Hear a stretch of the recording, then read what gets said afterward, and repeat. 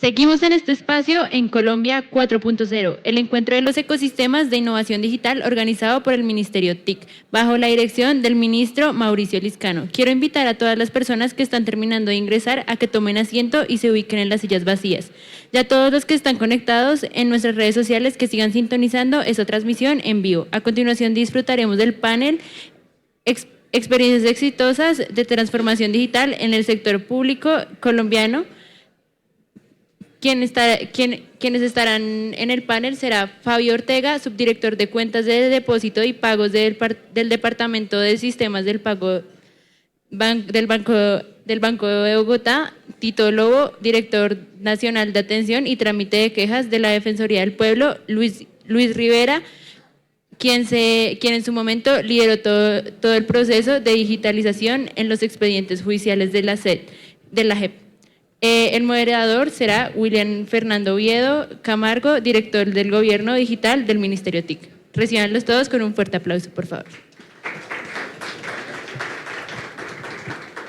Muchas gracias. Muy buenas tardes para todos. Muy bueno verlos, saludarlos. Está llegando más gente. Agradecerles por su interés, por su asistencia, por acompañarnos. Como lo mencionaban en la presentación, este panel se trata de que compartamos experiencias exitosas de transformación digital en el Estado colombiano. Quiero agradecer a nuestros panelistas. Voy a retirar esto de acá, a ver si lo logro. Sí. Listo. Agradecer a nuestros panelistas por atender esta convocatoria, por colaborarnos con su participación y sobre todo por compartir con todos nuestros asistentes las experiencias muy importantes, muy exitosas que cada uno de ustedes ha podido liderar y que seguramente muchos nos van a dar para aprender acá todos los que estamos presentes. El día de hoy la agenda que preparamos, los diferentes presentaciones, ponencias que hemos presentado, pues están orientados básicamente a que identifiquemos la importancia de las tecnologías emergentes en lo que es el proceso de transformación digital del Estado. Conocimos unos casos de uso ya esta mañana en los diferentes eventos que manejamos y no podíamos dejar pasar entonces que terminara esta jornada sin que concretáramos un poco más y fuéramos a casos específicos de éxito. ¿Listos? Estos casos que vamos a hablar ahora, voy a hacer una breve descripción de cada uno de ellos, pero obviamente nuestros panelistas nos van a ampliar la información. Primero, hablar del Banco de la República, que en trabajo conjunto con el Ministerio TIC, a través de esta dirección, de la Dirección de Gobierno Digital, se adelantó un espacio de experimentación con tecnología blockchain. Lo que se busca en este ejercicio fue generar las condiciones habilitantes para que las entidades públicas del orden nacional y territorial pudieran conocer la tecnología y la apropiaran en un ambiente controlado sin ningún tipo de riesgo, pues obviamente para sus operaciones ni para los recursos del Estado.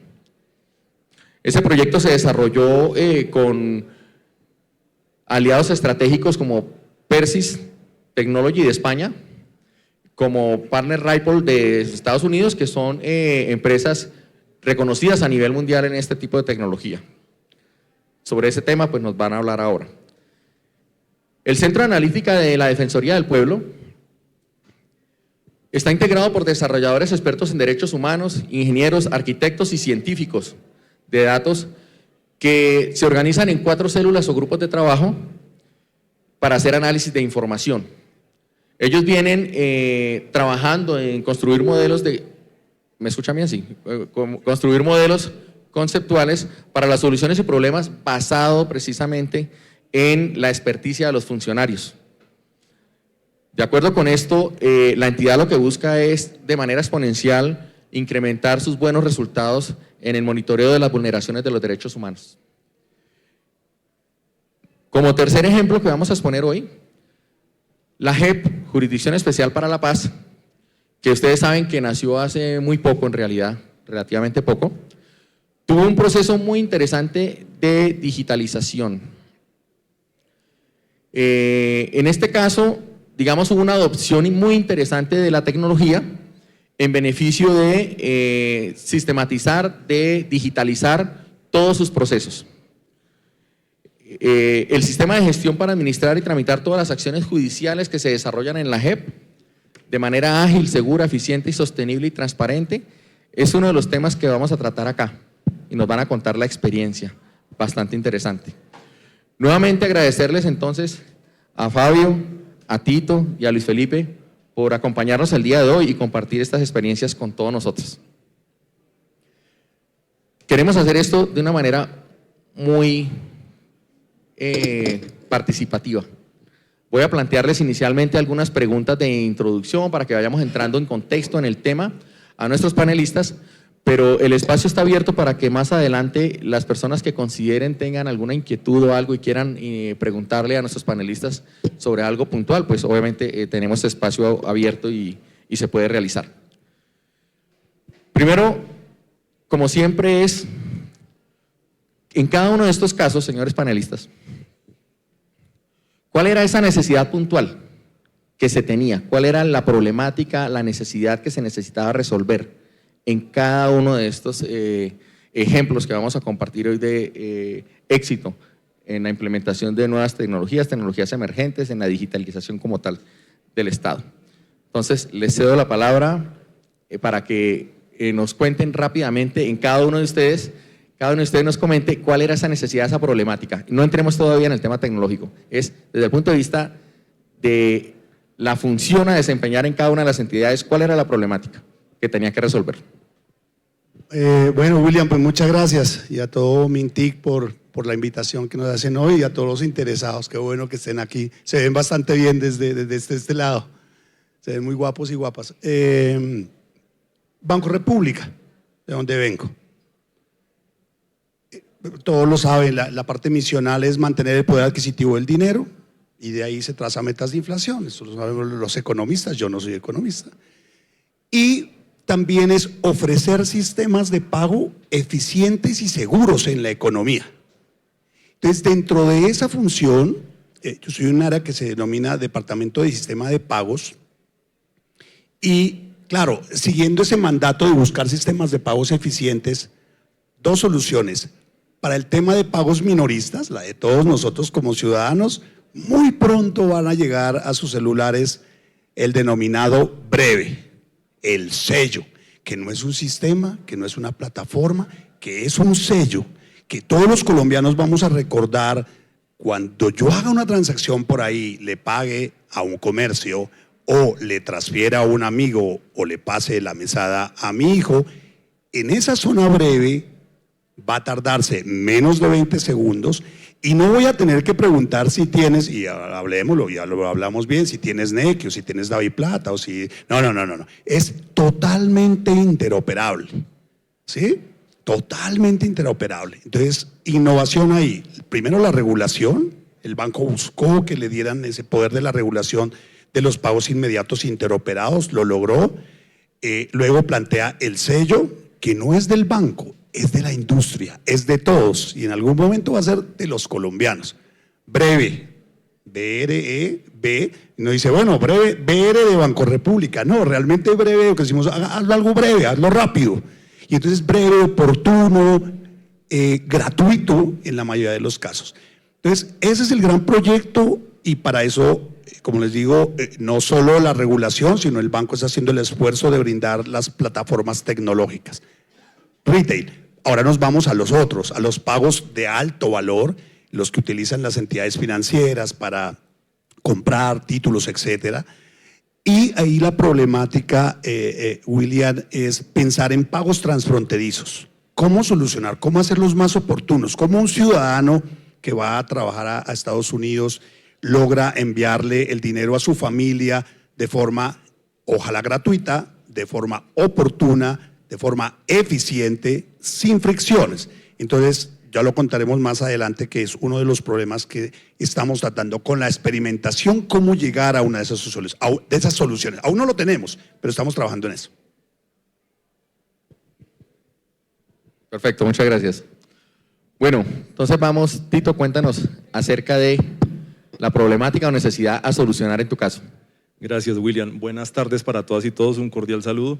La problemática gira en torno a dos ejes. La Defensoría del Pueblo es una institución nacional de derechos humanos, esa es la denominación genérica, creada por la Constitución del 91 y tiene como misionalidad la promoción, divulgación y protección de los derechos humanos de los habitantes del territorio nacional y de los colombianos en el exterior. En ese sentido, la problemática gira en dos ejes. El primer eje, la articulación de la información en los diferentes niveles de decisión, porque la Defensoría del Pueblo cuenta con 42 defensorías regionales en todo el país. Somos más de 7.800 funcionarios dispuestos en todo el territorio nacional. Tenemos presencia en zonas donde nadie entra, sino solamente entra la Defensoría. Nosotros somos netamente de campo y uno de los retos grandes era esa capacidad de articular la información en los diferentes niveles de decisión para hacer tomas de decisiones eficientes. Y el segundo reto gira en torno en cómo articular esa información de diferentes fuentes, de múltiples fuentes internas y externas, para disponerlas de manera que construyan una evidencia para mejorar la toma de decisiones de la defensora del pueblo, en este caso, que está investida de un poder que se llama la magistratura moral. Entonces, ¿cómo enriquecer esa magistratura moral a partir de datos? Perfecto, muchas gracias, Tito. Luis Felipe, cuéntanos un poco acerca del reto de la JEP. Bueno, buenas tardes para todas las personas presentes. Gracias por acompañarnos en este evento. Fernando, a ti, a tu equipo, a Mintic, felicitaciones por la organización de Colombia 4.0. Excelente evento y gracias por esta invitación. Yo quisiera empezar diciendo que la Jurisdicción Especial para la Paz fue una entidad que se crea dentro de la firma del proceso de paz con las FARC y se le da origen a lo que se llamó el Sistema Integral de Verdad, Justicia, Reparación y no Repetición, que posteriormente se llamó Justicia y Paz, y teníamos un desafío específico. Toda la justicia en Colombia y el mundo tradicionalmente ha sido una justicia basada en papel. Solamente que este alto tribunal se creó con fecha de caducidad, 15 años, para adelantar el juzgamiento de todas las personas involucradas en el proceso de paz y lograr, como lo dice el sistema de justicia transicional, facilitar la transición de las personas que estaban involucradas en este conflicto hacia la vida civil y su integración ya a la sociedad. En ese orden de ideas, nuestro desafío era cómo estructuramos un modelo tecnológico que le permitiera a esta entidad en el tiempo de 15 años, adelantar el proceso de juzgamiento y cumplimiento de la pena para los involucrados en este proceso, que se llamaban los comparecientes, porque comparecían ante la JEP. No se llamaron, aquí teníamos victimarios y víctimas, los victimarios son reconocidos como comparecientes, para poder lograr que las víctimas fueran reconocidas en este proceso. Todo el modelo gira en torno a la víctima. La verdad la quiere saber la víctima. La justicia la pide la víctima. La reparación es para las víctimas. Y cuando alguien ha sido víctima de un delito, lo que busca es que no haya repetición. Todo el centro son las víctimas y la JEP ha venido trabajando fuertemente en esto. El desafío era precisamente cómo montar un modelo tecnológico que en un periodo de 15 años nos permitiera adelantar todo el proceso de juzgamiento y ejecución de la pena. Ese era nuestro desafío. Muchas gracias. Bueno, se dan cuenta ustedes que son los retos que nos han planteado son retos no menores y por el contrario bastante desafiantes. Y hablando de desafíos, tal vez en todos los temas de transformación digital, en los proyectos de implementación de tecnología, tal vez uno de los más grandes desafíos tiene que ver con ese manejo del cambio, esa aceptación de la tecnología, de las nuevas plataformas por parte del recurso humano, que muchas veces, por falta de sensibilización, muchas veces por falta de conocimiento, tienen esa resistencia, ese temor. ¿Tuvieron ustedes que enfrentarse a ese desafío en estos procesos y cómo lo manejaron? Creo que de parte de Bancorrepública contar con mucha suerte de que los codirectores, los miembros de junta, son muy entusiastas para el tema de la innovación, fundamental, porque de ahí se irriga. Ellos están muy al tanto de cuáles son las tecnologías de blockchain, de DLT, de moneda digital que está pasando en el mundo y son los que de alguna manera como sponsor nos animan. Entonces, muy relevante, porque generalmente la innovación comienza en la parte baja de la organización y ahí se pueden presentar esos miedos, cómo me enfrento, pero cuando tienes a alguien que desde arriba te está impulsando, eso es lo que hoy está pasando con la junta directiva del banco y así lo debo reconocer pues yo como empleado del banco. Entonces, que nos ha impulsado en esos dos proyectos que les comento. En breve, es prácticamente la bandera de poder ofrecer esa interoperabilidad en los pagos inmediatos, ¿sí? Que al final nos dice, bueno, son pagos, ok, yo puedo hacerlo por aquí o por acá, pero realmente esa interoperabilidad lo que va a implicar es inclusión financiera. Porque si cualquier, digamos, comercio, emprendedor pequeño que hoy no puede demostrar ingresos a través, cuando él empieza a demostrar que le pagan por este sistema breve, pues muy fácilmente van a quedar esa reseña de sus ingresos y va a poder enfrentarse al sector financiero a conseguir créditos, seguros, etcétera. Eso es lo que lo está incluyendo. Del otro lado del blockchain, de DLT y CBDC pasa lo mismo, Mauricio. El apoyo que nos da la junta directiva, claro, encontramos problemas pues, generacionales, de diferencia de conocimiento en las tecnologías, ¿cierto? Pero para esto es la innovación y esa gran invitación que ustedes nos hicieron, Mauricio. Imagínate, todo se unió en sinergia, codirectores diciendo, hagan innovación, con un espacio a equivocarse. No, porque yo creo que eso es lo que nos pasa a la mayoría de instituciones muy ortodoxas y bueno, arrancas un proyecto en enero y lo terminas en diciembre y el resultado es 1 más 1, 2. La innovación no es así. Entonces, otra vez, con ese impulso, con la invitación que nos hizo Mintic, de ese bonito programa de que las instituciones públicas hagamos comprensivas, que entendamos estas nuevas tecnologías, superamos muy bien el reto de los miedos y del temor al cambio del staff, de los miembros del negocio.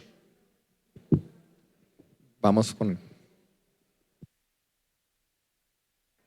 Bueno, en ese sentido, como todos ustedes saben, en la administración pública hay unos problemas transversales como el tema de silos de información, el tema cultural de utilizar Excel para registrar, de registrar cada funcionario o cada oficina como primero la fecha y después el nombre, o primero el nombre y la fecha, eso todos lo sabemos.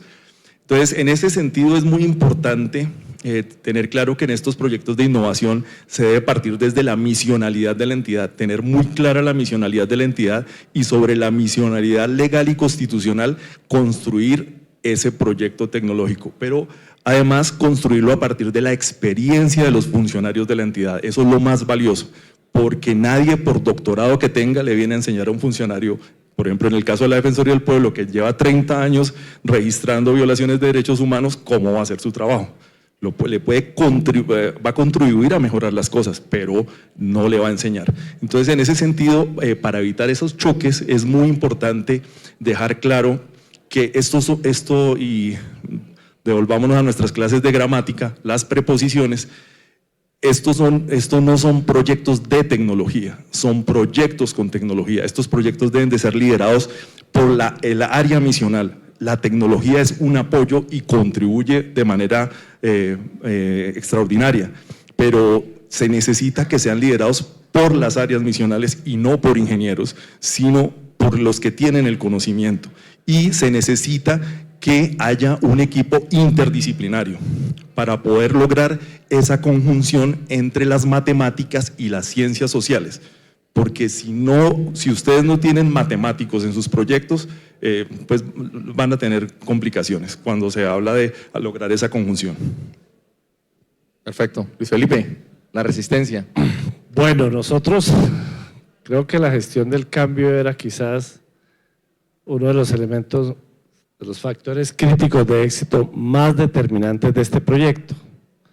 Porque cuando arranca la operación La Jurisdicción Especial para la Paz, el insumo que empezamos a recibir fueron toneladas de papel representados en expedientes físicos de 50 años de conflicto interno del país, que llegaban en camiones para ser descargados con montacargas y entrar al edificio. Y lo primero que uno pensaba es, ¿cómo vamos solo en 15 años leer todo lo que hay acá, sustanciar un expediente, fallar y empezar una ejecución de una pena?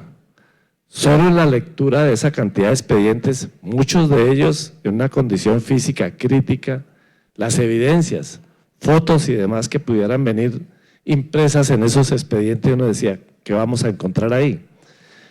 Obviamente el tema de gestión del cambio en justicia, hay todos estos niveles desde los abogados, los jueces, los magistrados auxiliares y los magistrados de diferentes tipos de cortes.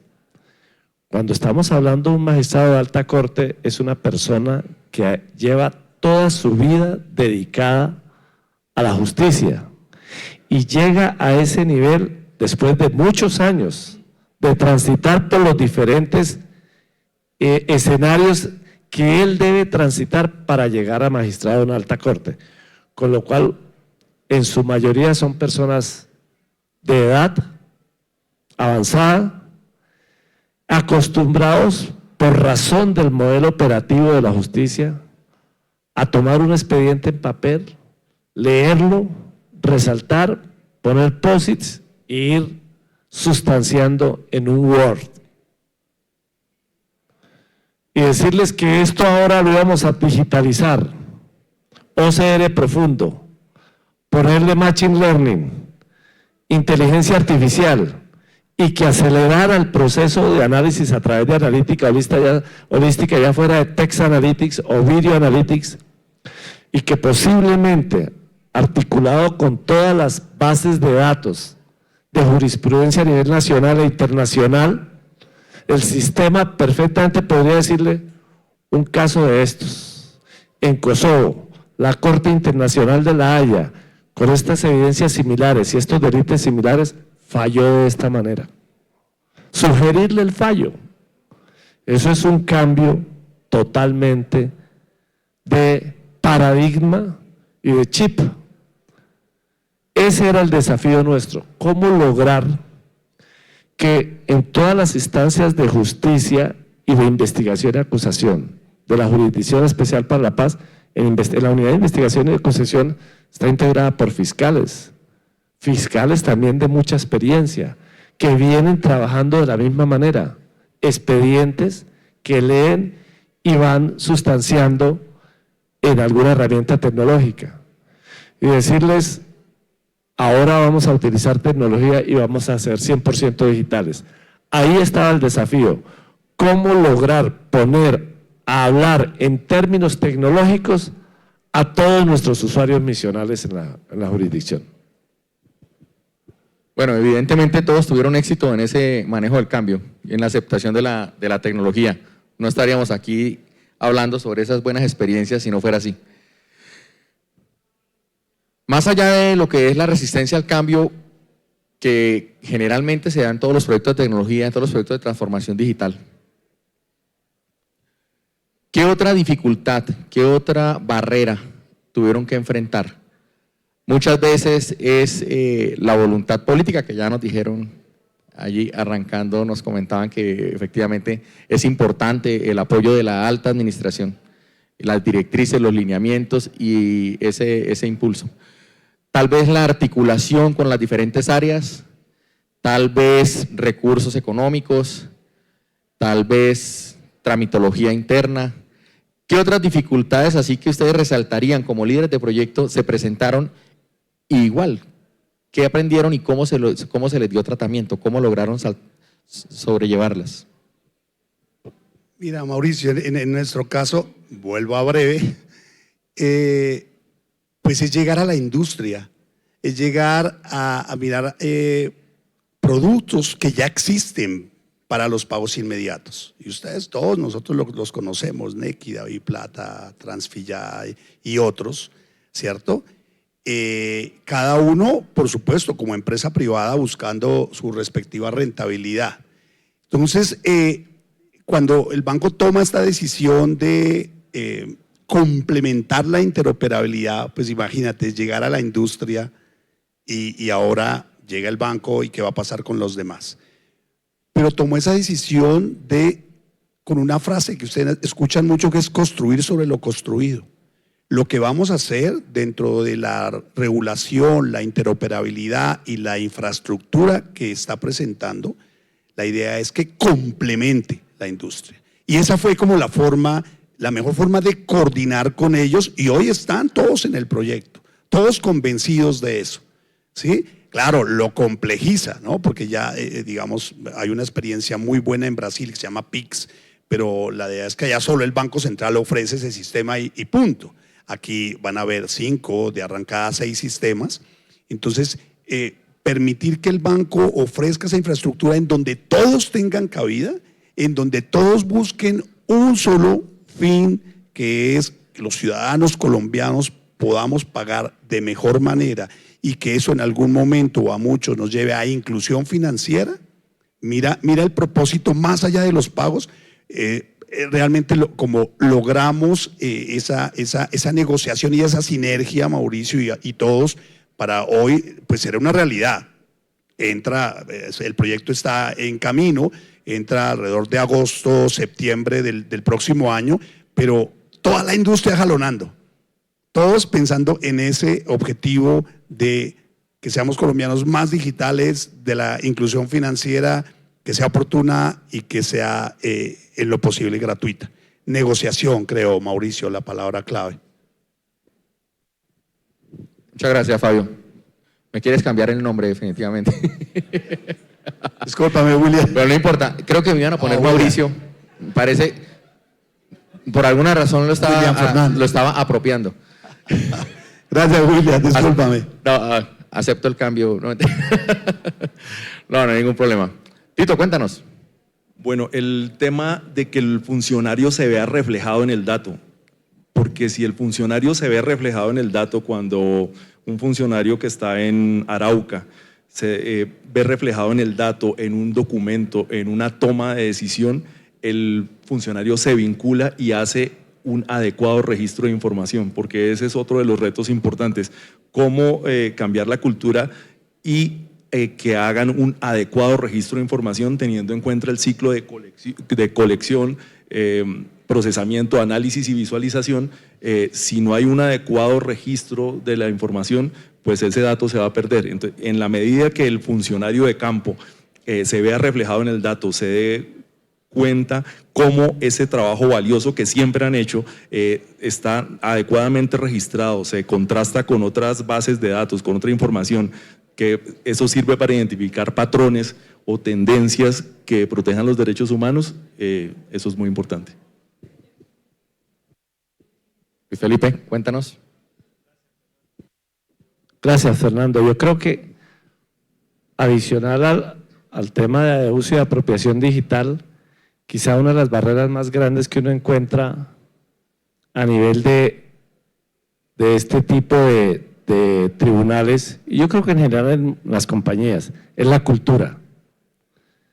La cultura se forma producto de las experiencias y el conocimiento de todas las personas que integran la organización, y cómo se empieza a proceder de una forma constante que se vuelve un hábito, y eso se traduce en cultura. Venir de un ejercicio de trabajar muchos años en la justicia, a través de estos expedientes que seguramente ustedes han visto, que están en papel, con un folio, con una carpetica como marrón, amarrada con una cuerdita. Y por decir algo, uno ve ese expediente y uno dice, ok, ¿cuántas hojas caben ahí? Ahí pueden caber perfectamente 200, 300 páginas o 500, pero teníamos expedientes de más de 80.000 páginas. Eran carpetas y carpetas y carpetas. ¿Cómo logra uno romper la cultura de papel? Hay un expediente que era muy particular, no voy a mencionar de quién era el expediente, pero un expediente que se acercaba a las 200.000 páginas. Y el primer desafío que me encuentro es que hay una solicitud formal diciendo, necesitamos 8 copias de este expediente. Y uno dice, ¿cuánta destrucción de la naturaleza vamos a hacer acá, en este ejercicio? Se me ocurre a mí, como a todos, ponerle cuota de impresión a los despachos. Y me llega enseguida una notificación de apertura de investigación por obstrucción a la justicia. La primera vez que me pasa en mi vida que un colega me abre un proceso judicial dentro de la compañía. O sea, un colega me está demandando, pero claro, en justicia esto es común, que los despachos adelanten o abran procesos judiciales contra los mismos funcionarios de la entidad. Ahí empecé a entender cómo era el modelo de justicia y entendí que el tema de cultura iba a ser todo un desafío en este ejercicio. ¿Cómo lo íbamos a enfrentar? Es parte del cómo logramos montar lo que hoy en día es el primer y único alto tribunal del mundo 100% digital, que eso es un patrimonio intelectual de este país. Y es un modelo de referencia para desplegar en los demás altos tribunales de este país y exportar. Ese ha sido el propósito de este ejercicio y la cultura fue el otro reto que tuvimos que solucionar. Muchas gracias. Bueno, en la administración pública, independiente del sector, independiente de la misionalidad de las entidades, lo que nos motiva siempre es impactar de manera positiva al ciudadano, mejorar su calidad de vida, mejorar sus condiciones. Ya han tocado de alguna manera en las intervenciones que hemos tenido cómo impacta esto al ciudadano, pero quisiera que lo resaltáramos, lo ratificáramos ahorita, porque es importante al final que todos estos procesos, la tecnología no es el fin último. La tecnología como fin último en realidad no existe. Es un habilitador, es una herramienta que nos facilita, que nos potencia para impactar de alguna manera a los ciudadanos. ¿Cómo impactó cada uno de estos procesos a los ciudadanos en su caso específico? ¿O cómo los impacta? Ahora sí, muchas gracias, William Fernando. Está bien combinado ese nombre. William, mira, yo lo he mencionado tal vez ya en mis intervenciones y estoy de acuerdo con lo que tú mencionas, que la tecnología en sí misma no es el fin. Hay veces como confundimos los caminos. En el caso de Breve, el tema es inclusión financiera. Ese es el objetivo social.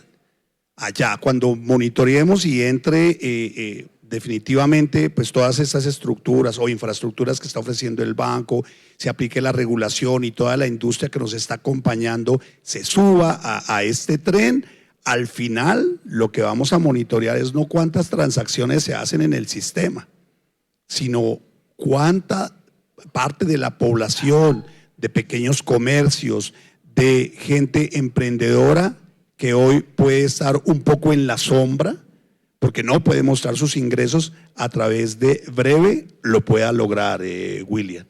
Y ahí estaremos totalmente satisfechos de haber hecho esa inclusión. Yo lo he explicado un poco, que un pequeño comercio hoy, que pues difícilmente va a poder ser aceptado para que le otorguen un datáfono, porque eso tiene unos costos, y si acepta el datáfono, entonces tiene que conseguir a un banco adquirente que vaya a un tema que se llama compensación y liquidación y que en el proceso le lleguen los fondos al comercio, pero eso tiene una comisión, pues como empresa privada está bien que la cobre, pero en el tema de Breve sí, también el objetivo es que prácticamente sea gratuito, que no requiera un datáfono, que aprovechemos la tecnología de Internet, que a través de un celular uno de sus clientes, decimos, va a la señora de las obleas de la esquina.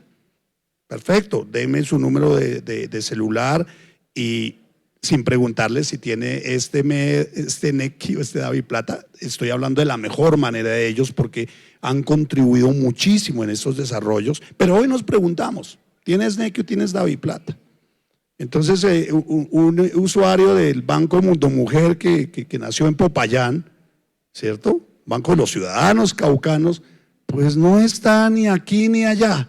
Con esto no tienes que preguntar a quién pertenece. Entonces, eso de alguna manera es inclusión. No solo los bancos, las cooperativas de ahorro, los fondos de empleados incluso van a poder participar. Todos los que de alguna manera administren sistemas o medios de pago están o son bienvenidos en Breve. Entonces, cuando esto ya se desarrolle, no es la tecnología per se el objetivo, no es el número de transacciones, sino definitivamente que los colombianos y los comercios tengan inclusión financiera. Cuando eso lo logremos, estamos adelante con el objetivo.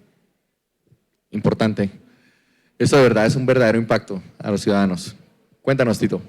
Bueno, en el entendido, William, que en la administración pública moderna el ciudadano siempre está en el centro, esta tecnología permite una interacción de la gobernanza digital porque los ciudadanos son prosumidores, producen información y consumen información y a través de los medios digitales van a tener acceso tanto a acceso directo a poner las quejas, entendidas quejas como violaciones a derechos humanos ante la Defensoría del Pueblo y un trámite más expedito y además toma de mejores decisiones porque hay mayor cantidad de información y variables contrastadas para hacer esas acciones que protejan los derechos humanos.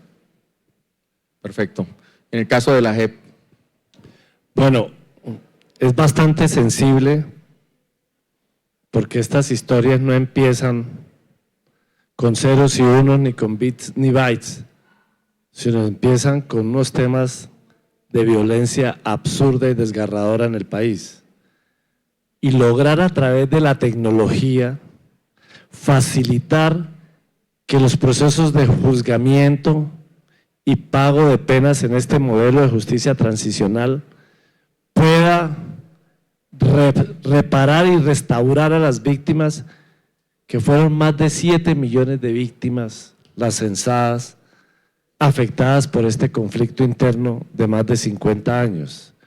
Cómo a través de las soluciones tecnológicas nosotros logramos que los procesos misionales de investigación y acusación a cargo de la Unidad de Investigación y Acusación, que es la Fiscalía de la JEP, y el proceso misional de juzgamiento y el proceso misional de restauración y reparación se pudieran ejecutar en el periodo de tiempo que se le dio a la JEP para adelantarlo, que son 15 años, de los cuales ya estaba en este momento el tribunal en la parte ya de fallo y ejecución de penas. Si esto no se hubiera hecho con tecnología, estos más de 7 millones de personas que integran el grupo de víctimas que se acogieron a la JEP no hubieran podido ser reconocidas, no hubieran conocido la verdad de lo que sucedió y no hubieran podido ser reparadas. Bueno, en este punto ya, ahora sí, vamos a abrir el espacio para que ya cada uno de ustedes nos cuenten un poco las tecnologías que usaron para solucionar, para cubrir la necesidad. Y también de una vez nos comenten qué enseñanzas, qué experiencia, cómo les fue con el uso de esa tecnología. Esa sería básicamente la intervención que les pediría ahorita para que compartamos ya un poco más aterrizado. Ahora sí vamos al punto tecnológico, ya analizamos cuál era la necesidad, ya vimos cuál es el impacto, ya vimos las barreras. Ahora, ¿qué tecnología se usó? Descríbanos un poco acerca de esa solución que se implementó, que se desarrolló, y qué experiencia, qué aprendizaje se obtuvo en ese proceso. Muchas gracias. Para cerrar el tema de breve, porque quiero comentarles de la otra parte de blockchain, CBDC y de la tecnología DLT. En el tema de breve, el banco ofreció dos tecnologías centralizadas. Es decir, me explico, una que en esos argot se llama directorio, porque uno dice, bueno, ¿y cómo sé que cuando en mi celular yo estoy dando en mi celular estoy digitando un valor y un número de celular o un número de cédula o un número de pasaporte? ¿Cómo sé que él viaja y llega al otro lado, al otro banco y le abona al personaje? Eso se hace en un directorio centralizado. Entonces, lo que vamos a hacer nosotros los ciudadanos, registramos en nuestro banco nuestra llave, que puede ser el celular, pero que va a poder ser cualquier otro número. Entonces, ese numerito queda en el directorio centralizado que lo va a administrar el Banco de la República. Allá queda, Fabio Ortega, Banco X, número de cédula para que le paguen, etcétera. Entonces, ¿qué pasa cuando alguien me va a enviar dinero? Simplemente en breve, que es una experiencia estandarizada, en todos los lados, independiente en el banco que lo esté haciendo, la experiencia es la misma. Te va a pedir el mismo dato, el valor, te va incluso a verificar que cuando digites la cédula, y si es para William Fernando, él va a buscar en el directorio centralizado, encuentra que es William, viaja hasta allá y le devuelve un mensajito. Ese pago es para William F asterisco asterisco. Yo digo, ok, le doy el clic. Entonces, esa magia, esa estructura centralizada, el banco dijo, yo me apersono porque ¿quién iba a querer? Yo tengo mi directorio, que soy el banco X o el banco Y, pero el directorio de toda la nación, entonces un directorio centralizado, primera tecnología. Segundo, una tecnología centralizada también para que a la par, si yo soy Fabio y le voy a pasar a William una platica, pues William dice, sí, a los 10 segundos yo ya la tengo. Pero eso significó también una transferencia del banco de Fabio al banco de William. Ese movimiento también lo ofrece el Banco de la República centralizado. Es decir, que el movimiento realmente es de Fabio, va al Banco de la República, toma la plata del banco de Fabio, la mueve al banco de William y del banco de William llega la plata a William. Entonces mira que en 20 segundos se solucionó todo, es decir, se mueve el dinero entre los ciudadanos o entre un ciudadano y un comercio, pero también disminuye o elimina el riesgo de crédito entre entidades financieras. Tecnología centralizada. Ahora, yo les comenté que a nadie se va a desplazar, esto es construir sobre lo construido, entonces la otra tecnología fue APIs. Yo creo que aquí deben haber muchos expertos, de pronto me dan una pregunta que me rajan. Todos los servidores que se van a conectar, los del Banco de la República, los de los sistemas de pago, los de los bancos, entre sí van a utilizar APIs para conectarse, independiente que usen tecnologías diferentes. Y me voy a gastar un minuto para pasarme al otro mundo, a los sistemas de pagos de alto valor, porque seguramente aquí debe haber muchos expertos en criptomonedas. Yo no les voy a hablar de criptomonedas, pues que tienen mucho auge además, pero sí detrás de lo que hay de criptomonedas, ¿cierto? Si les digo Bitcoin, todos aquí dicen, no, nosotros sabemos, pero eso es como misterioso. No, yo voy a hablar de Bitcoin. Voy a hablar el fundamento de la tecnología en la que está construida Bitcoin. Entonces está blockchain, para brindar seguridad, DLT, que es libro de contabilidad distribuida, ok, y la moneda digital.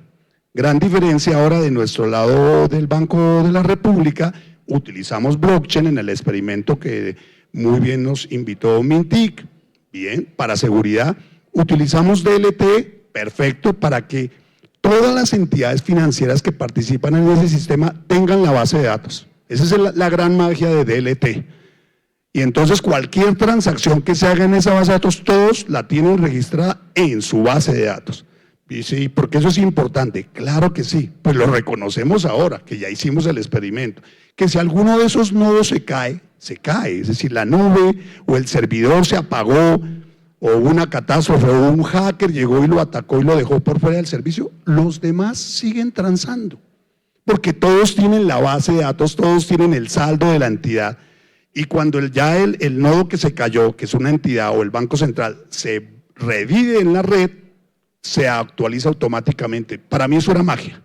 Y lo puedo contar ahora, sin ser experto en el tema, pues lo que pasa es que soy jefe del área de que tenemos que hacer esto y efectivamente se sincroniza.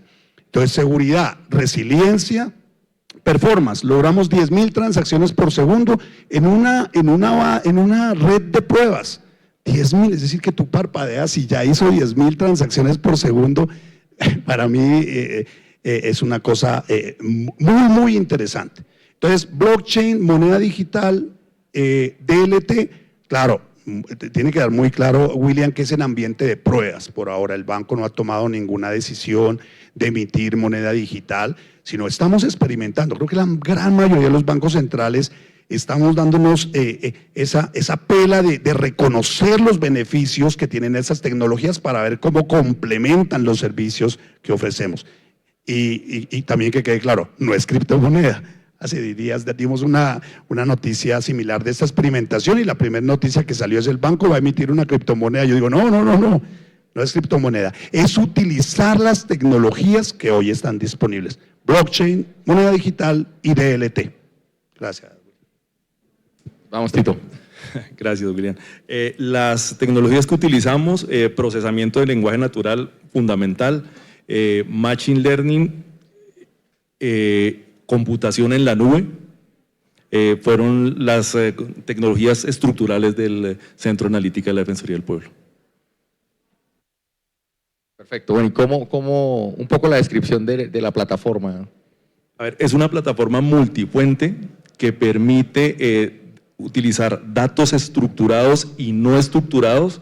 Antes, para la estructuración se hizo un análisis exploratorio de datos que permitiera encontrar una variable común, una llave de los datos, que en este caso fue la georreferenciación, porque pues nosotros tenemos cubrimiento en todo el país.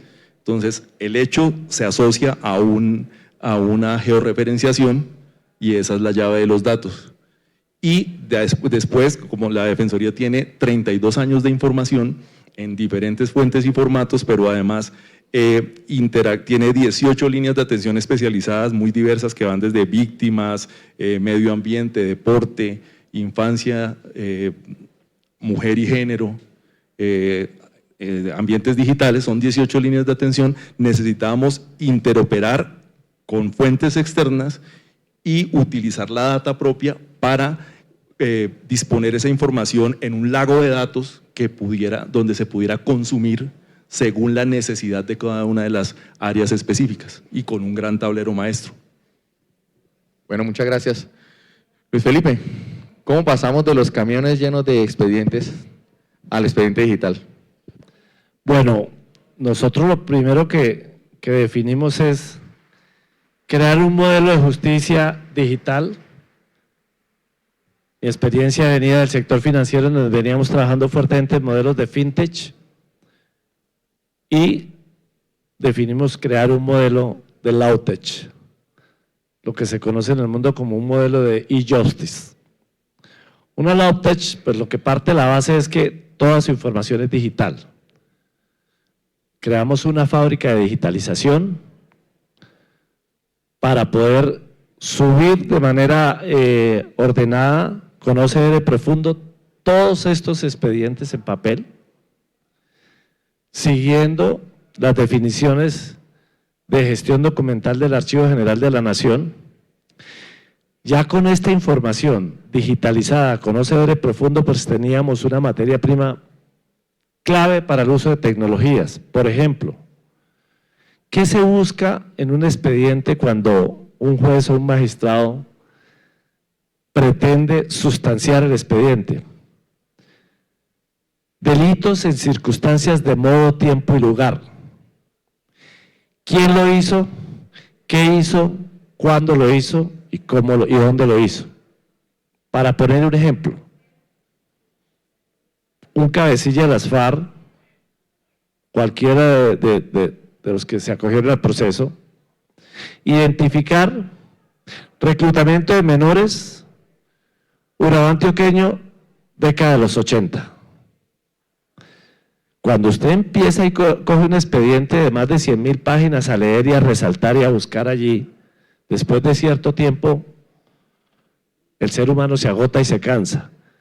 Pero si usted crea un modelo de analítica en donde define claramente los parámetros, los criterios de búsqueda, las variables, y libera el modelo en segundos, a través de tecnologías de Text Analytics, le saca todo el registro de las evidencias con la ubicación del folio, el párrafo en donde está, sobre delitos en circunstancias de modo, tiempo y lugar, sin cansancio y con la habilidad de hacerlo en tiempo récord.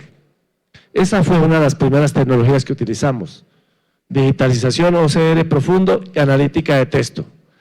Pero nosotros también teníamos evidencias basadas en videos y en versiones libres y en audiencias en las que se presentaban los victimarios, los comparecientes, y versiones libres en las que se presentaban las víctimas. 7 teras de información solamente en términos de audiencias y versiones libres. ¿Cómo hacer para poner a un juez, a un magistrado auxiliar o a un magistrado a ver el video, que son años viendo videos, para poder identificar que en un testimonio está la evidencia? Utilizábamos Video Analytics y recorríamos los videos de las audiencias de las versiones libres y de las pruebas que nos hacían llegar, con la capacidad de poder obtener esta información también en segundos. Entonces teníamos, primero, digitalización con OCR profundo, analítica aplicada a modelos basados en texto y modelos basados en videos, modelos basados en voz, ¿sí? Voz Analytics. Adicionalmente, implementamos tecnologías de RPA, porque quienes han actuado o han interactuado con un juzgado saben que si envían un documento al correo electrónico del juzgado después de las 4:30, automáticamente les llega una respuesta que les dice: el horario del juzgado es hasta las 4:30 de la tarde. Este documento no ha sido recibido, puede mañana de 8 de la mañana a 4:30 volverlo a enviar. ¿Por qué? Porque existen las acciones constitucionales, como las tutelas, como los habeas corpus y como los derechos de petición, que tienen términos de vencimiento una vez el juzgado o el despacho recibe formalmente el documento. Y claramente los abogados son muy hábiles y conocen perfectamente el modelo de justicia en Colombia. Nos enviaban las tutelas viernes 11 de la noche de un fin de semana puente, de tal forma que si nosotros recibíamos la tutela, quedaba en firme 8 horas después y ya no había nada que hacer.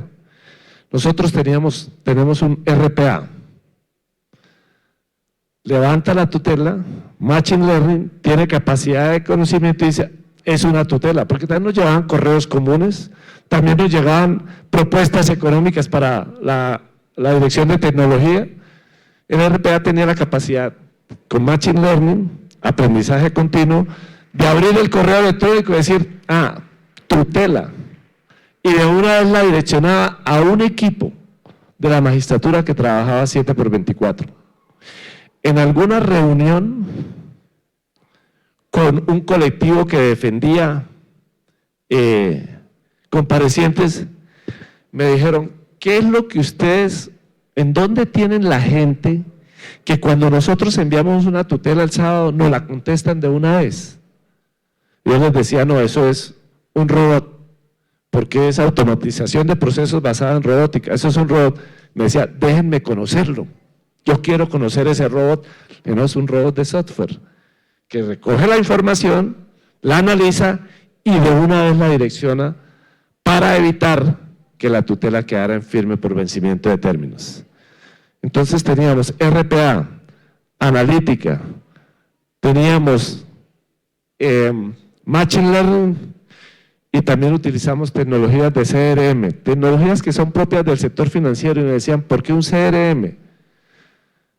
Porque un CRM nos permitía manejar la relación con nuestros clientes, víctimas y comparecientes, de tal forma que nosotros que estábamos obligados a dar asistencia psicológica y jurídica y hacer acompañamiento a las víctimas, qué difícil era que cuando alguien de la magistratura o de la Secretaría General fuera a visitar una víctima en su tercera ocasión de visita y no supiera cuál es el proceso de la víctima y decirle, señora, lamento mucho la muerte de su esposo, y que la señora dijera, no, mire, lo que sucedió fue que reclutaron a mi hijo menor y ustedes que me están atendiendo ni siquiera saben lo que me ha pasado. Eso es volverlos a revictimizar.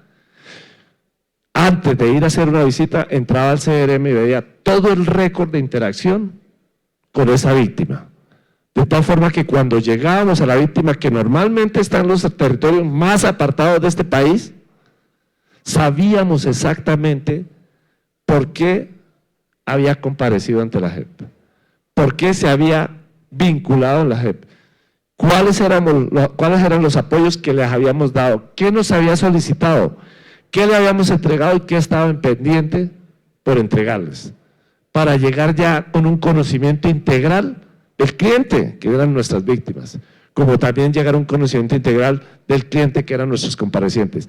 Todas estas tecnologías, obviamente, formaron parte de este ejercicio que ha venido haciendo la JEP, en donde hoy en día se notifica electrónicamente, se abre el proceso de manera digital y casi que de manera automática, se hace el reparto de manera digital con toda la seguridad, porque algo a lo que nos enfrentábamos era la corrupción en el sector justicia, el fiscal anticorrupción, el caso Matos, bueno, todo lo que venía sucediendo. Y algo que tenía muy preocupados a todos los magistrados e integrantes de los tribunales y las secciones era qué va a pasar con el módulo de reparto. El caso Matos era que siempre que llegaba un proceso de Matos, casualmente le llegaba al mismo juez. Y era sencillo, quien operaba el módulo de reparto ponía a todos los jueces en vacaciones y repartía. El único que no estaba en vacaciones era el juez que debía recibir el caso. Y le llegaba. ¿Cómo crear un mecanismo con algoritmos estadísticos y matemáticos para evitar que el reparto se pudiera direccionar? Eso también fue tecnología que pusimos a disposición de la JEP. Y lo mejor, una solución tecnológica que gestionaba de principio a fin el proceso de juzgamiento y en el fallo consultaba las diferentes bases de datos de jurisprudencia nacional e internacional y sugería el fallo. El magistrado era autónomo de tomar la decisión de si se iba por la sugerencia o fallaba en dirección contraria. Pero esto es tecnología aplicada a un caso real en Colombia que ha facilitado todas las noticias que ustedes han visto. Cómo se ha podido juzgar falsos positivos, reclutamiento de menores, todo lo que son macrocasos, desplazamientos, masacres, violaciones, todo basado en justicia. Y cuando todos fueron viendo este modelo, los diferentes stakeholders, clientes internos, procesos misionales, colectivos de víctimas, colectivos de comparecientes, comparecientes individuales, víctimas individuales, empezaron a crear confianza alrededor del sistema de verdad, sistema integral de verdad, justicia, reparación y no repetición. Y hoy, es uno de los altos tribunales con más reconocimiento y más confianza por los colombianos, que está haciendo las cosas de manera transparente y como es la justicia, de manera equitativa. Ese es el aporte que la tecnología ha hecho a un proceso fundamental de reconciliación de este país. Bueno, muchísimas gracias. Vimos en todo este tiempo que llevamos del panel 3 ejemplos claros de cómo la tecnología potencia, cómo la tecnología nos brinda una herramienta, una solución a una necesidad, a una problemática. Cómo se conjugan diferentes tecnologías para lograr una solución final completa. Cómo se cumple de manera mucho más eficaz, eficiente, la misión, las tareas a realizar por las entidades y cómo a través de ese apoyo tecnológico también se impacta de manera positiva al ciudadano, que finalmente es el que nos inspira, el que nos mueve. Yo en este momento quiero abrirle el micrófono a los que nos están acompañando hoy y que nos han, que seguramente quieren tener algunas preguntas muy específicas para todos o para algún caso específico que de pronto les aplique en su vida. Entonces, si me colaboran por favor con micrófono o lo paso yo mismo, no hay problema. ¿Listos? Por aquí levantaste la mano primero, ¿cierto? Listo, dale. Bueno, buenas tardes, muchas gracias por la intervención. Nosotros somos un ecosistema blockchain que incorpora otras tecnologías de Industrias 4.0 y estamos como muy metidos en el tema de las finanzas descentralizadas. Nos preocupa honestamente un poco el enfoque desde el Banco de la República hacia la centralización y de pronto lo que hemos visto, porque le hemos hecho seguimiento a las actas de las memorias de trabajo donde se menciona a Savis, al Banco Internacional de Pagos, que es el que tiene el enlace con la plataforma de Ripple, porque eso es como, en cierta forma, es como esa continuidad de ese sistema financiero que ha mostrado pues ser decadente, que no es funcional, que es lo tradicional. Entonces es la oportunidad que se está perdiendo de implementar un verdadero sistema descentralizado y se tiene una opción, no sé si se haya contemplado por parte del Banco de la República, que es por ejemplo lo que está proporcionando BridgeSpace con su token UNIT. Y de otro lado es que siempre se ha tenido la inquietud de por qué no implementar la tecnología blockchain para la gobernanza y la administración de los recursos sin corrupción ni intermediarios politiqueros aquí en el país. Eso es posible generar una plataforma tecnológica donde tengamos proyectos por regiones y que todos los ciudadanos podamos ingresar a la plataforma, ser veedores, ver cuál es el proyecto, en qué se están invirtiendo los recursos. Digamos que en la medida que cuando hay varios ojos revisando, se pueden hacer las cosas bien y hay mejores mecanismos de control. No es que esté desconfiando de lo que ustedes proponen, pero es que dado los antecedentes de corrupción que tenemos en nuestro país, esto es una excelente alternativa y ojalá no se continúe con ese camino de centralización, sino algo descentralizado, que sea una blockchain pública, abierta, transparente, accesible. Gracias. No, pues me parece bienvenido tu comentario y sobre todo cuando hablas de las finanzas descentralizadas. Pero mira que esa es una tendencia en el mundo, que los bancos centrales vamos de a pasitos en esa forma ortodoxa que manejamos las cosas y con ese mandato constitucional también de mantener la confianza del público en la moneda, ¿cierto? Entonces, yo creo que al final vamos a llegar al punto que tú mencionas y qué bueno que tengas ese manejo, a que todo sea descentralizado. Y entonces, ¿qué paso estamos dando allá como Banco República para decirte? Estamos experimentando. Y ahí sí tenemos pues hoy una red en prueba de concepto con blockchain descentralizada, pública, por ahora en ambiente de pruebas, ¿sí?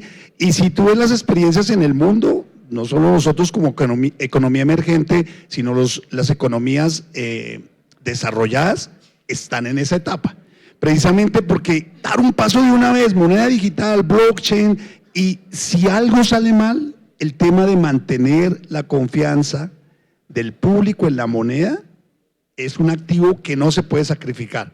Pero voy contigo, en las finanzas descentralizadas, allá tenemos que llegar. Tú sabes también que estamos dando los primeros pasos en la normativa, ¿cierto? Superfinanciera, hablando de finanzas de open banking, de finanzas en general descentralizadas, normándolas. Allá vamos a llegar, toca un poquito de paciencia.